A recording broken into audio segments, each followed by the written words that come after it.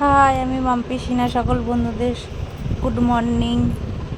সকাল থেকে কিছু দেখাতে পারিনি, এখন একটুখানি দেখাচ্ছি।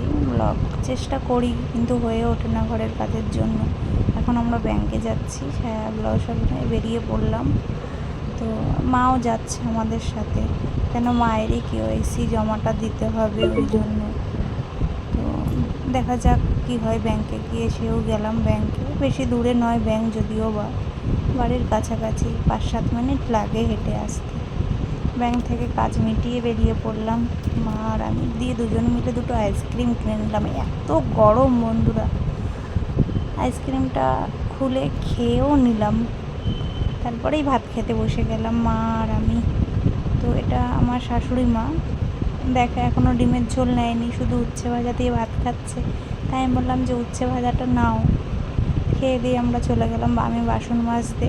তো মা ওইদিকে আরও কাজ বাজ করছিলো, তো মা আর পেরে ওঠেনি ভিডিও বানাতে। চান টান করে বাসন টাসন মেজে চান টান করে চলে এলাম। দিয়ে এবার একটু রেডি হয়ে নেবো।